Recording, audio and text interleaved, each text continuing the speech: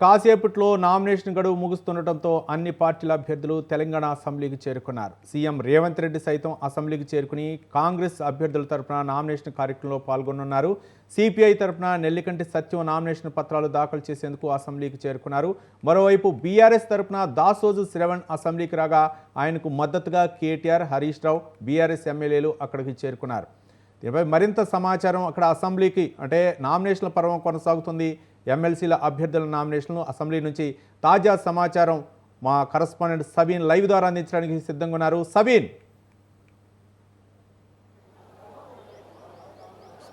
ఇప్పుడే BRS party అభ్యర్థిగా ఎన్నికైనటువంటి దాసోజు శ్రవణ్ కేటీఆర్, హరీష్ రావుతో పాటు మిగతా బీఆర్ఎస్ ఎమ్మెల్యేలతో కలిసి నామినేషన్ పత్రాన్ని దాఖలు చేశారు.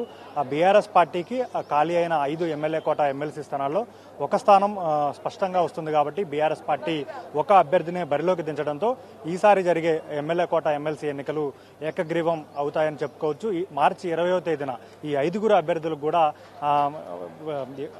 ఏకగ్రీవంగా ఎన్నికైనట్లు ధృవీకరణ పత్రం అందజేయబోతున్నారు. బీఆర్ఎస్ పార్టీ తరఫున దాసోజు శ్రవణ్ నామినేషన్ దాఖలు చేశారు. ఇక కాంగ్రెస్ పార్టీ తరఫున 3 అభ్యర్థులను ఈసారి బరిలో ఉంచారు. విజయశాంతి, అద్దంకి దయాకర్, శంకర్ నాయక్ ఈ ముగ్గురు అభ్యర్థులను కాంగ్రెస్ పార్టీ ఎమ్మెల్సీ అభ్యర్థులుగా ఎంపిక చేసింది.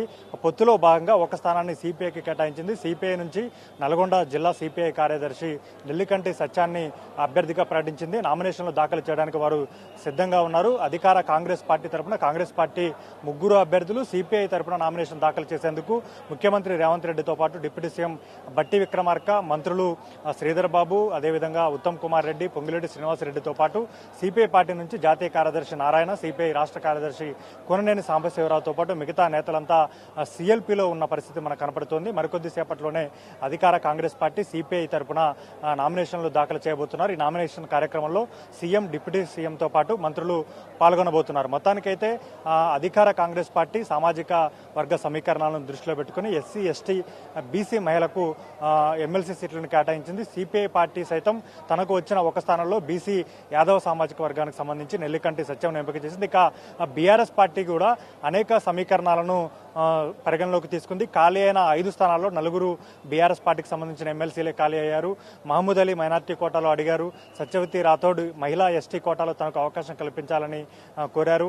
ఆర్ఎస్ ప్రవీణ్ కుమార్ పేరు వినపడింది. కానీ చివరకు దాసోజు శ్రవణ్కు గతంలో బీఆర్ఎస్ పార్టీ గవర్నర్ కోటాలో ఎమ్మెల్సీగా నామినేట్ చేసింది. అప్పుడు ఇద్దరిని గవర్నర్ కోటాలో బీఆర్ఎస్ పార్టీ దాసోజు శ్రవణ్, కుర్రా సత్యనారాయణను నామినేట్ చేయగా అప్పుడు గవర్నర్ తమిళిసై సౌందరరాజన్ వీరిద్దరూ సామాజిక సేవా కోటా కిందికి రారంటూ వారిద్దరి నామినేట్ చేయడాన్ని తిరస్కరించింది. దాంతో వారు హైకోర్టును ఆశ్రయించారు.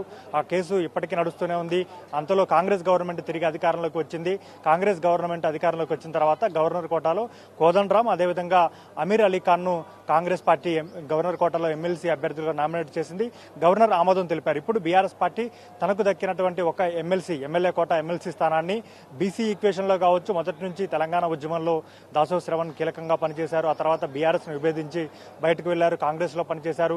2018లో కాంగ్రెస్ పార్టీ నుంచి ఎమ్మెల్యేగా పోటీ చేసి ఓడిపోయారు. ఆ తర్వాత బీజేపీ పార్టీలో చేరారు. బీజేపీ నుంచి మళ్ళీ తిరిగి బీఆర్ఎస్ పార్టీలోకి వచ్చారు. ఇప్పుడు బీఆర్ఎస్ పార్టీలో ప్రభుత్వంలో లేకపోయినా ప్రతిపక్షంగా బీఆర్ఎస్ పార్టీ తరఫున యాక్టివ్ గా వాయిస్ వినిపిస్తున్నారు. కాబట్టి దాసోజు శ్రవణ్ ను బీఆర్ఎస్ పార్టీ అభ్యర్థులుగా ఎంపిక చేసింది. ఈరోజు మధ్యాహ్నం 3 గంటలతో నామినేషన్ల ప్రక్రియ గడువు ముగియబోతుండటంతో అటు అధికార కాంగ్రెస్ పార్టీ 3 అభ్యర్థులను, సిపిఐ అభ్యర్థిని ఎంపిక చేసింది. బీఆర్ఎస్ పార్టీ అభ్యర్థిని ఎంపిక చేసి ఈ రోజు మధ్యాహ్నం 3 గంటల కల్లా నామినేషన్ల ప్రక్రియ పూర్తి చేయాలి. ఇక ఒక ఎమ్మెల్యే కోటా ఎమ్మెల్సీ అభ్యర్థి నామినేషన్లు దాఖలు చేయాలంటే 10 మంది ఎమ్మెల్యేలు వాళ్ళని బలపరచాలి, సంతకం చేయాలి. అప్పుడు మాత్రమే స్క్రూటినీలో ఆ నామినేషన్ నిలబడుతుంది. చివరి వరకు 5 అభ్యర్థులు మాత్రమే నామినేషన్లు వేసి వారి నామినేషన్లు ఓకే అయితే 5 ఎమ్మెల్సీ అభ్యర్థులు ఏకగ్రీవం అవుతారు. మార్చి 20వ తేదీన వారు ఏకగ్రీవం అయినట్లు ఎన్నికల సంఘం అధికారికంగా ప్రకటించి అసెంబ్లీ సెక్రటరీ వారికి ధృవీకరణ పత్రాలు అందజేస్తారు. మొత్తానికైతే అధికార కాంగ్రెస్ పార్టీ, ఇటు బీఆర్ఎస్, సిపిఐ సామాజిక వర్గ సమీకరణలు గతంలో ఉన్నటువంటి నేపథ్యాన్ని పరిగణలోకి తీసుకొని ఎమ్మెల్సీ అభ్యర్థుల ఎంపిక జరిగిందని చెప్పుకోవచ్చు. Right, thank you Sabeer.